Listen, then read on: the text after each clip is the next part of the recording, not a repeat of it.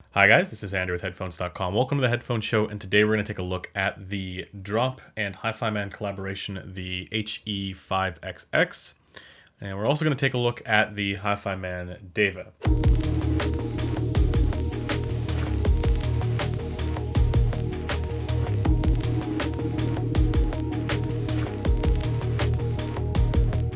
Now, this video is going to be a little bit different from my usual ones. It is a review of this headphone, but then after that, I'm going to dive into some of the controversy surrounding this headphone and its comparison to the HiFiMAN Deva. I should probably give a bit of background here. This came out recently, the HE5XX, and everyone was actually initially really excited for it because Drop marketed this as a spiritual successor to the legendary HiFiMAN HE500. And within a few moments of them releasing this officially, the community was quick to notice that everything about this seems to be identical to what's going on with the HiFiMAN Deva. And so in this video, I'm going to examine this. This is going to get quite technical.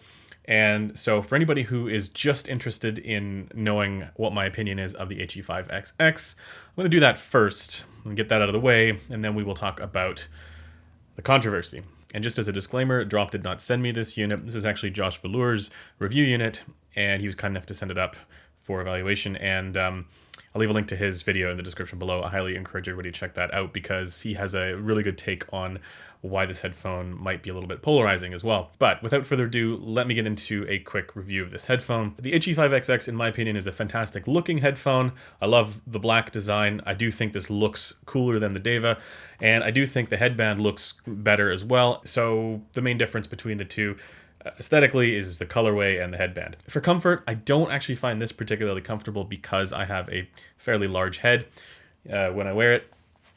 The sides here press into just above my temples a little bit too strongly. It's thankfully very lightweight, which is really nice.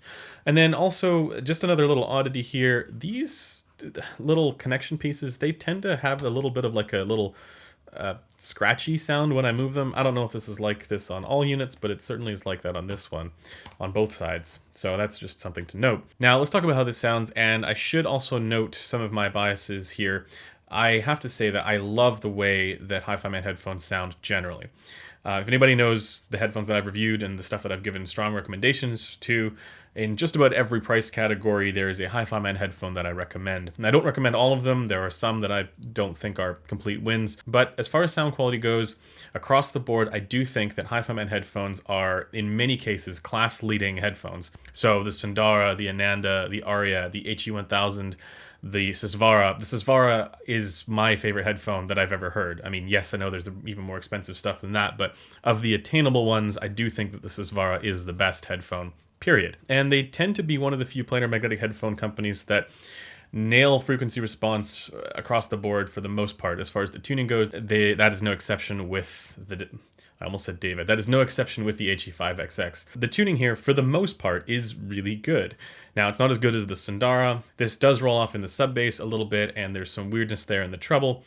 But for the most part, this is a fairly neutral presentation. The main problem with this headphone's tuning, with the frequency response, is that right at around 5.3K or between 5 and 5.5K, there is a fairly significant peak. Now, it's not always noticeable because it's a fairly narrow peak. So there are some recordings where this isn't really that much of a problem, but it has this effect of making the treble sound fuzzy or a little bit just sort of congested and compressed at times. And this really does impede the sense of resolution and overall clarity, which for the rest of the frequency response is absolutely there. And this 5.5K peak on some recordings can border on sibilance, but I don't typically find that to be within the sibilant range for consonant tones. That usually ends up being somewhere between 6 and 10K. And, you know, for the most part, this doesn't have, you know, the overemphasis of S's, F's, and T's. Maybe occasionally on some of the sh sounds, but that peak there may be a bit of a deal breaker there for anybody who's not willing to do some EQ.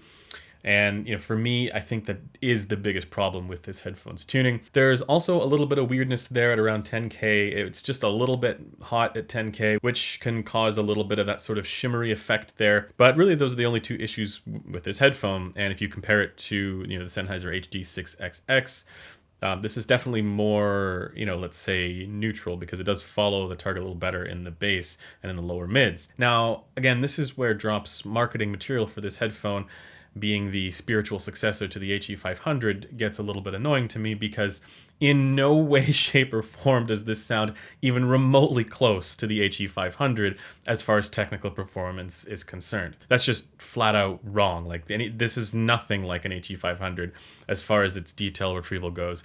And in fact, that is really the only downside with this headphone. I mean, the tuning is pretty good for the most part. It's a well-tuned headphone, but the technical performance, in my opinion, is particularly lacking. Now, that's not to say that this headphone doesn't do certain things well. It does do certain things well, like instrument separation, and the sense of openness and spaciousness is totally fine on this. It's got a much better sense of soundstage than the HD6XX. And your instrument separation is really good, as it typically is on a planar magnetic headphone, but it doesn't really have much going on for punch and slam, not much for dynamics, not much for detail retrieval, image clarity. It actually is pretty good in the lower mids and in the mid-range. I find it to be actually quite good in that range, but the treble in particular comes across quite grainy with this headphone. I even wrote down in my notes that this headphone is grain city in the treble. Now, I want to revise that a little bit, and I think it's in part because of that 5.5K peak. But in general, yeah, the treble is not particularly good. It's a bit fuzzy, which might not mean all that much, and it feels a little weird to say that, but that's kind of the best way I can describe this. And so if we're comparing this to other entry-level planar magnetic headphones, this is a noticeable step behind the HiFiMAN Sundara, well, at least this one I have here. This is probably on par with the HE400i, that's for memory, and the HE4XX. These are going to be fairly similar sounding, in my opinion, as far as technical performance is concerned. There are going to be some differences there in the overall tuning, which can be better or worse depending on what your preferences are. But no, the Sundara is the step up from this, in my opinion.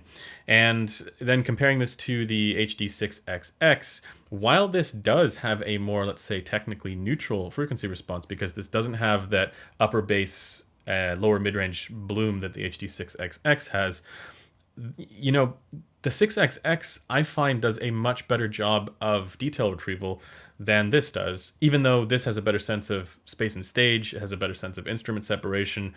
And I do think, again, the lower mid-range is handled better on the HE5XX. So while this does certain things better than the HD6XX, it also does certain things worse.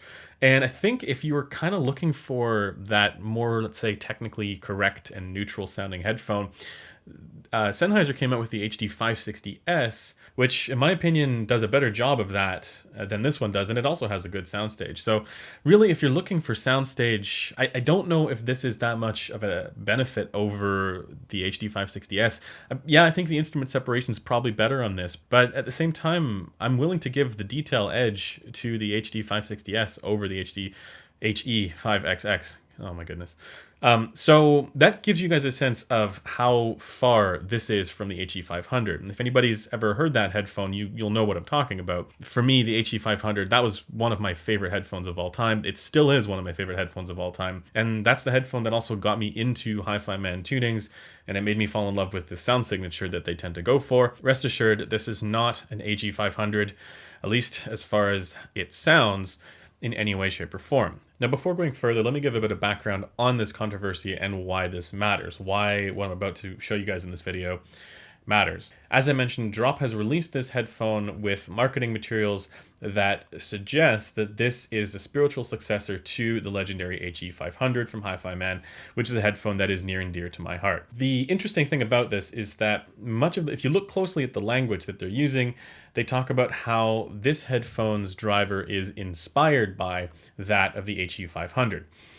And in all of my testing with this headphone and investigation, it actually is inspired by the HE500 and HE6, and it resembles more closely the HE500 and HE6 than it does any of the modern single-sided magnetic array planar magnetic headphones. So just like the HE500, this does have magnets on both sides. Now, in my mind, the marketing stuff, in every case, I mean, if you're trying to sell something, you're going to say it's good, right? So I'm not really that bothered by, Massdrop saying that these are inspired by the HE500. It's a little bit annoying that there's a suggestion there. I mean, you could easily read that and think, oh yeah, this is like a upgraded HE500. And if you think that and buy this headphone, you're going to be sorely disappointed, because this is nothing like the HE500 as far as technical performance goes, like I mentioned. But ever since a number of people in the community were quick to point out that this headphone, the HE5XX, has the exact same driver specs, so impedance and sensitivity. It physically looks the same, like this housing is the same, and this part is the same, and the inside of the driver with the magnets is the same as the HiFiMan Deva, which was released also this year. Now, the Deva is a wireless capable headphone, and that's kind of the unique thing about it. And I actually reviewed this year as well. And, you know, I gave this a bit of a pass because this is such a niche product that I think for anybody looking for specifically this kind of thing, it does it well. But what the community noticed right away was that there is a very strong resemblance between these two headphones, both aesthetically, as far as the physical look and design of the housing and the driver and the pads, and then of course the fact that it has the same impedance and sensitivity would indicate that this is likely the same driver, exactly the same driver going on in here, and that Drop just bought a whole bunch of the drivers and then painted the headphone black, painted the pads black, and then sold this as the HE5XX, and then marketed it as a spiritual successor to the HE500. Now, that on its own is fine. This isn't the first time that community members have, you know, looked into something and made claims like, hey, those match, that the specs match, that should be the same headphone. We saw this with the Sennheiser HD660S and the HD58X, which, while they have similar specs, they're not acoustically identical to one another. And people have noted that, you know, there's a difference there in terms of detail and resolution. So in my mind, at this point, there was potential for this to be another one of those cases. And, you know, I was still reasonably excited for something that was marketed as the spiritual successor to the HE500. And it probably wouldn't have been worth investigating this as significantly if it weren't for a discussion post that is, as of this recording, still up and visible for all to see, from one of Drop's product officers, addressing the allegations that the HE5XX is the HiFiMan Deva, at least as far as the driver is concerned. Let me just read a quick excerpt from the post. Is the 5XX a reskin of the Deva? No, the driver is a completely different design. The 5XX uses a dual-sided magnetic structure like the original HE500. This is a diagram of the HE5XX driver, right? So we can see here magnet structure and then magnet structure. And then further on in this thread, the product officer has doubled down, saying that the 5XX's magnetic field makeup is unique, the magnet array design is unique, the diaphragm tension and coatings are unique. So all of the information coming out from Massdrop at this point suggests that the HE5XX is its own thing, and it doesn't exist in any other variation of HiFiMan headphones, that it doesn't exist in the Deva, that this is its own driver for this headphone specifically. Originally, this post contained the schematic diagram of the Deva to compare them, and the suggestion was that this is only one magnet structure here versus the two that exists on the HE5XX. But if you look closely, this is actually two magnet structures just side by side, just slammed together here. I can understand why this assumption was made, because looking at this diagram, you know, at first glance, it looks like this is just one magnetic structure going on here. And when in fact, if you look closely, you see two different sets going on here. So I think that kind of explains the confusion. But even without the schematic diagram of the Deva, this still suggests that the difference between the two is that the HE5XX is double-sided and that the Deva is not. Traditionally, in the past, it has been the case that many of the double-sided or dual-sided magnetic array planar magnetic headphones have performed better than the single-sided ones.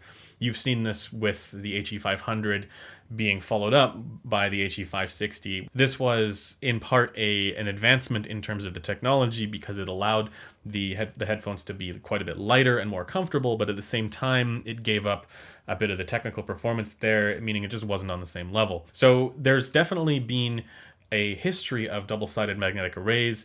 yielding better technical performance in planar magnetic headphones, even though these days there's so much more going on there. I mean, the Abyss headphones are single-sided, I believe. So it's definitely not just about double-sided versus single-sided. There's so much more going on there. Now, it's kind of funny because this was actually pointed out in the discussion thread that the Deva does have double-sided magnets, and this was confirmed by Fang Bian from HiFiMAN in an interview, and which I'll also leave in the description if you guys want to check that out. And then also, I took the Deva apart, took the driver out, and you can see magnets on both sides. But now that you guys understand why it's important to do this, why it's important to go through these and figure out if they are in fact the same, let's get into that. And before you guys post this in the comments, which I know somebody inevitably will, yes, I have seen other reports and measurements of these two headphones showing that they are different, but I have an explanation for that, and I think it's a very simple one actually, and it just comes down to unit variation. But in any case, we can get into some of the measurements now, and let me just state that from all of my testing, all of my evaluation, taking these apart, looking at every possible angle of these for differences, nearly all of the evidence points to these two headphones being acoustically identical. And any limitation on this evidence would be that, I really only have sample sizes of 1 here for each of these. But I do think that these are both actually representative of what you'd be buying if you were to buy one. It's most likely to be the case that that's what's going on here. Now, let me dive into the measurements here. So this first measurement here shows how they compare to one another. And I deliberately put this in blue and red, which is usually what you get for channel matching. And if this were a graph of channel balance and channel matching, the conclusion would be that, yeah, it's pretty good. But actually what we have going on here is that the blue line is the HE5XX and the red line is the HiFiMAN Deva. So they measure nearly identically to one another. Now, again, I've seen headphones with more unit variation than what these two would suggest. So I think, inevitably with every headphone, you're going to get some unit variation, some positional variance, very minor. Remember, these are also averaged from multiple different measurements. So there's a very slight difference here, 1 to 2 dB at most in certain places. But for the most part, it measures identically. And importantly, this also matches the other measurements that have been done of this headphone from different sources, like the ones that are actually posted on the HE5XX store page on Drop that have been done by Jude over at HeadPhi. So we can confirm that this measurement here is likely representative of what you would be getting if you were to buy this headphone. The next one I want to show you guys here is when I swap the pads over. So this shows the HE5XX with the stock pads in blue and the HE5XX with the Deva pads in yellow. This is a fairly strong indicator as well that the pads are also identical. Again, there's a little bit of a difference here in the base, but this could just be positional variance on the rig. And also remember that these are averaged. The fact that the somewhat jagged edged mids here are basically identical, it's a pretty strong indicator that the pads are they're the same, just a different color. And as far as how they feel, they also feel the same. Again, I know there were some reports of them feeling a little bit different, and this all comes down once again to a sample size of 1. But in this case, swapping the pads from the Deva to the HE5XX yielded basically the same frequency response. Now, I want to show you guys something that to me sealed the deal as far as these being identical, and it's what happens when you add an air gap. For those unaware, HiFiMAN headphones, when you move them away from your head, or in this case on the rig, if you move them away slightly, the bass goes up considerably. So the bass tuning for these headphones, in part, takes coupling into consideration. That's sort of part of how that works. Now, in this measurement here, you can see so the green one is the Deva, and then the purple one is the HE5XX. And you can see that the behavior for when there's an air gap, meaning that there's not a perfect seal, for the driver here is identical. To me, this is one of the strongest indicators, and I have to give a big thanks to a number of my friends for asking me to do this, because this is something I probably wouldn't have done or wouldn't have thought to do, and they really helped me analyze a lot of this stuff, including some of the distortion measurements. So you guys know who you are. Thanks for helping me out with this. We spent quite a while going over the data to make sure that this was correct. In any case, this behavior here for the bass, when there is a gap, that does indicate quite strongly that this is the same driver. And then lastly, I want to show you guys some distortion measurements here. Now, for distortion measurements, there's some variation for every measurement there, especially for a lot of these measurements. I'm taking the one headphone off and putting another headphone on, and the seating isn't going to be exactly the same. But we're going to see that there's a fairly similar behavior there for second harmonic distortion across the board. This is amplified as well. Again, I got to thank my friends for helping me out with this. I would not have been able to do this otherwise. So this is the Deva's distortion measurements. There's a few of them there. And this is the HE5XX, so we can see fairly similar behavior there.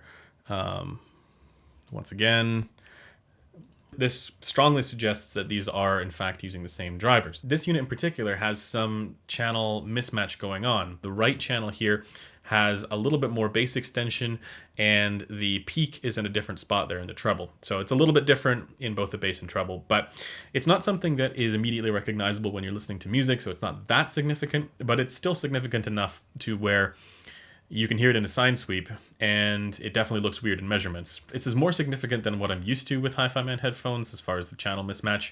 They're usually actually really good about that. It's also significant enough that if you were to just measure the right channel of this headphone and compare that against the frequency response of the HiFiMAN Deva, you could be forgiven for making the assumption that these are not exactly the same acoustically, which is, I think that actually explains much of the confusion about this, and for why, you know, some reports indicate that these are not the same. There are measurements that show that they're a little bit different here and there, but really the fact that it's doing that in the same unit with one channel being that way and the other channel being what this measurement is here, it indicates that really all we have is unit variation and channel mismatch. That's all that's going on here. And actually, if you guys want to take a closer look at these, it's all posted up on the Headphone Community Forum. I'll leave a link in the description for that, along with photos of both sides of the driver. And I'll also make a point of adding the channel balance there to that post. But we don't actually need to stop there. We don't need to stop just at the measurements.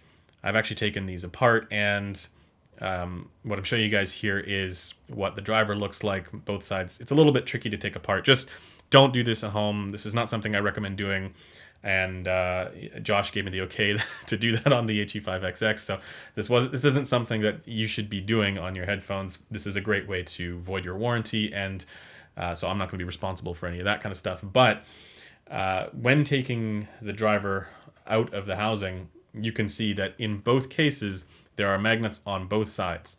The magnets look the same, the structure is the same, the trace is also identical between the two, and so all of the things that you can visually see are the same. I think the glue on the Deva is maybe a little bit more spread out on one side, but this is probably just something that happens as part of the manufacturing process. I don't think that indicates a completely separate manufacturing process for a different headphone. By all accounts, this is something where I think you guys are going to have to make up your mind.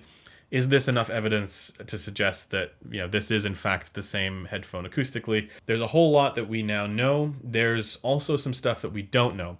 And to make this a little bit easier, I'm just going to run through both. I'm going to run through a list of what we know and what we don't know. And ultimately, you guys are the ones who are going to decide whether or not it's compelling. So what we do know is these two headphones have the same driver specs. They have the same magnet array design. They have the same trace. They have the same housing, they have the same pads, but just with a different color. Yeah, I know there were some reports of the pads not being the same, but as far as I can tell, they feel the same as well. And they measure the same when you put them on the other headphone. These two headphones have the same frequency response. They have the same distortion measurements for the left side driver. And they have the same air gap behavior. That's when the seal is broken. And then importantly, they sound the same to me. When I was comparing them back and forth, you know, one to the other, volume matched, they sound basically the same within, you know, unit variation tolerances and everything, like I showed you with some of the measurements.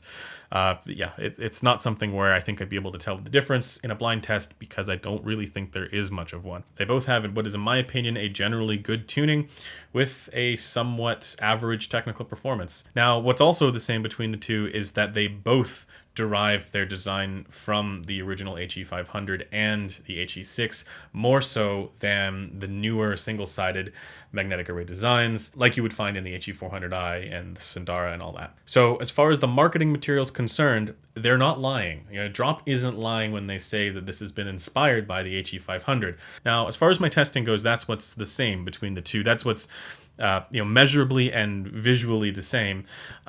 And there are also some other things that we also know. HiFiMAN actually stopped selling the wired version of the Deva on their website. They only sell the wireless version of it.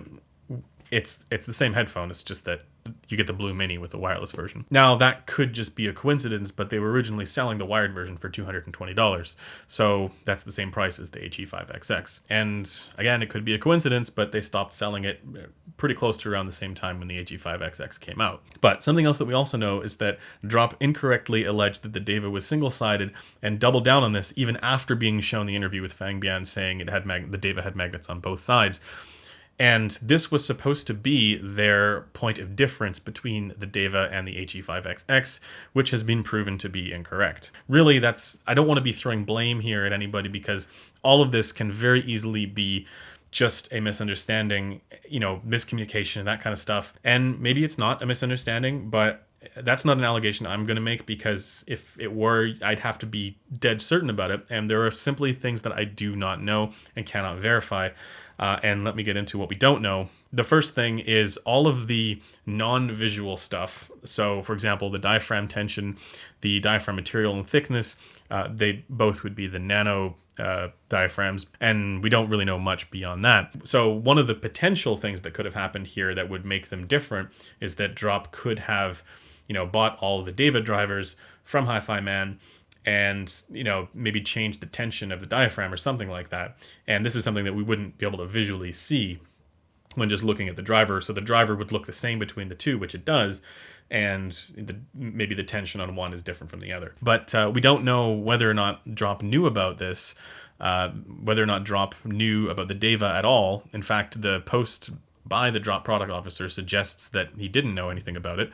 And it could just be a complete miscommunication, and we don't know what those internal conversations would have been like between Drop and HiFiMAN. So if there's someone saying this is Drop's fault, this is HiFiMAN's fault, that this confusion exists between the Deva and the HE5XX and the HE500, that's just speculation at best because we don't know what those conversations would have been like. For all we know, HiFiMAN could have been like, hey, we have this great driver that's been inspired by the HE500 and HE6 designs, which is correct. And then Drop goes, okay, yeah, sure, we'll paint it black and then market it as the spiritual successor to the HE500. And so I don't want to be jumping to any conclusions here about what's going on behind the scenes because I simply don't know, and I don't think anybody has any inside line on that, at least not from what I've seen. And then lastly, there is something that I'm actually going to leave the door open to, which is that because this is a sample size of 1, and this again is Josh Velour's review unit, we don't know if the review units are representative of what customers would be buying. So unless we have a number of these to do these same tests on,